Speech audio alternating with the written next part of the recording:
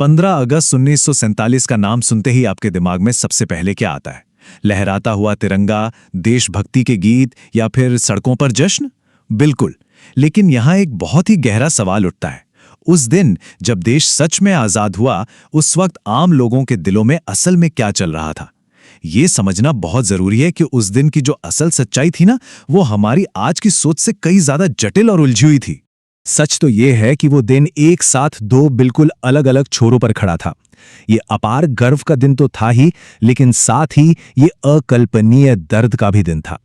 मतलब एक तरफ तो लोग सदियों बाद खुली हवा में सांस ले रहे थे और दूसरी तरफ उनकी आंखों में खुशी और गम दोनों के आंसू एक साथ बह रहे थे। ये सिर्फ कैलेंडर की एक तारीख नहीं थी, ये एक नए भारत का जन्म था जिसकी कीमत बहुत बहुत बड़ी थी। तो चलिए सबसे पहले बात करते हैं आजादी की उस पहली सुबह की। देखिए, इस सुबह की अहमियत को समझने के लिए हमें ये याद रखना होगा कि ये नया देश किन नींवों पर खड़ा हुआ था। ये कोई रातों रात हुआ चमत्कार नहीं था।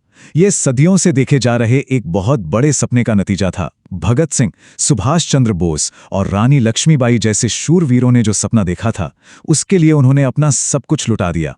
और सिर्फ जाने माने नाम ही नहीं, ऐसे अनगिनत गुमनाम नायक भी थे जिन्होंने इस मिट्टी को अपने खून से सींचा। सच कहूं तो उनकी कुर्बानियों के बिना 15 अगस्त की ये सुबह शायद कभी नहीं आती। अब चलते हैं दिल्ली और महसूस करते हैं लाल किले पर हो रहे उस ऐतिहासिक जश्न को। 15 अगस्त की उस सुबह दिल्ली के लाल किले के बाहर जो नजारा था, वो सच में रोंगटे खड़े कर देने वाला था। हजारों लाखों की भीड़ उमड़ पड़ी थी और मीडिया रिपोर्ट्स की माने तो किसी की भी आंखों में नींद का नामो निशान नहीं था। लोग पूरी तरह जगे हुए थे क्योंकि वो अपनी आंखों के सामने अपने पुरखों के सपने को सच होते देख रहे थे। जब पंडित जवाहरलाल नेहरू ने पहली बार लाल किले से हमारा तिरंगा फहराया, आप यकीन मानिए वहां मौजूद लोगों ने श्रद्धा से जमीन को छूकर अपने माथे से लगा लिया। वो पल ही कुछ ऐसा था जिसने हर हिंदुस्तानी का सीना गर्व से चौड़ा कर दिया था। सड़कों पर तो जैसे उल्लास का सैलाब आ गया था। लोग ऐसे बर्ताव कर रहे थे मानो कोई बहुत बड़ा चमत्कार हो गया हो। एक दूसरे को मिठाइयां बांटी जा रही थीं, लोग खुशी से गा रहे थे, नाच रहे थे, अनजान लोगों को गले लगा रहे थे। हवा में एक ऐसी ऊर्जा थी जिसे शब्दों में बांधना लगभग नामुमकिन है। और हाँ, बहुत से लोग ऐसे भी थे जो बस चुपचाप खड़े थे और उनकी आंखों से लगातार खुशी के आंसू बह रहे थे। एक ऐसी खुशी जिसका इंतजार कई पीढ़ियों ने किया था। लेकिन जैसा कि हमने पहले कहा, इस कहानी का एक दूसरा पहलू भी है, बंटवारे का दर्द। इतिहास कभी कभी बहुत बेरहम होता है। उन खुशी के आंसुओं के ठीक पीछे एक बहुत गहरा टीसता हुआ दर्द भी छिपा था। आजादी अकेले नहीं आई, वो अपने साथ बंटवारे का भयानक तूफान लेकर आई। बंटवारे की उस आग ने देश को दो टुकड़ों में बांट दिया। सोचिए जरा, रातों रात लाखों लोग बेघर हो गए। न जाने कितने ही परिवार हमेशा हमेशा के लिए एक दूसरे से बिछड़ गए। जो लोग कल तक एक दूसरे के पड़ोसी थे, वो अचानक अजनबी और कुछ जगहों पर तो जानी दुश्मन बन गए थे। पाकिस्तान बनने के ऐलान के तुरंत बाद हालात इतनी तेजी से बिगड़े कि किसी को संभलने का मौका ही नहीं मिला। पंजाब और बंगाल में तो भयंकर सांप्रदायिक हिंसा भड़क उठी। लोग अपना सब कुछ छोड़कर बस अपनी जान बचाकर भागने को मजबूर थे। लाहौर ले लीजिए, अमृतसर या फिर दिल्ली, ये सारे बड़े शहर अचानक शरणार्थियों से खचाखच भर गए। ये एक ऐसा मानवीय संकट था जिसने इस नई नवेली आजादी की पूरी नींव को हिलाकर रख दिया था। यहीं से जन्म लेती है दो बिल्कुल अलग अलग सच्चाइयों की कहानी। आप बस कल्पना कीजिए, एक ही दिन एक ही वक्त पर भारत में दो बिल्कुल अलग दुनिया बस रही थीं।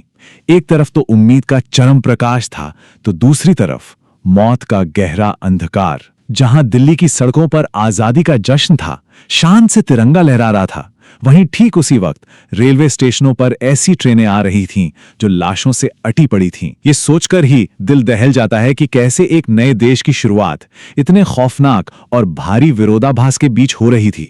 उस वक्त के इन हालातों को पत्रकार खुर्शीद अनवर ने अपनी रिपोर्ट में बहुत ही मार्मिक ढंग से लिखा है। उन्होंने लिखा, दिल्ली की सड़कों पर एक ओर तिरंगा लहरा रहा था तो दूसरी ओर ट्रेनें लाशों से भरकर आ रही थी। ये सिर्फ एक लाइन नहीं है, ये उस समय के दर्द और खुशी के भयानक टकराव का सबसे बड़ा और सबसे सच्चा सबूत है। ये हमें उस बड़े भावनात्मक झटके का एहसास कराता है जो उस वक्त आम लोगों ने झेला होगा। और पता है, ये विरोधाभास सिर्फ आम जनता तक सीमित नहीं था। हमारे शीर्ष नेताओं की स्थिति भी कुछ ऐसी ही थी। एक तरफ जवाहरलाल नेहरू दिल्ली में लाल किले पर झंडा फहरा रहे हैं, एक नए युग का जश्न मना रहे हैं, तो दूसरी तरफ हमारे राष्ट्रपिता महात्मा गांधी, वो इस पूरे जश्न से कोसों दूर कोलकाता में बिल्कुल अकेले बैठे हैं। वो वहां सांप्रदायिक हिंसा को रोकने के लिए उपवास कर रहे थे। वो नई सरकार की खुशी का हिस्सा बनने के बजाय इंसानियत के मर जाने का शोक मना रहे थे। उस दिन अकेले बैठे महात्मा गांधी जी का वो बयान बहुत ही गहरा अर्थ रखता है। उन्होंने कहा था, ये स्वतंत्रता अधूरी है अगर उसमें इंसानियत नहीं है। ये कितनी बड़ी बात है ना? ये हमें याद दिलाता है कि राजनीतिक तौर पर आजाद होने का तब तक कोई मतलब नहीं है जब तक कि हम एक दूसरे के साथ इंसानों जैसा बर्ताव ना करें। गांधी जी का वो उपवास उस शोरगुल वाले दिन की सबसे शांत लेकिन सबसे ताकतवर आवाज थी।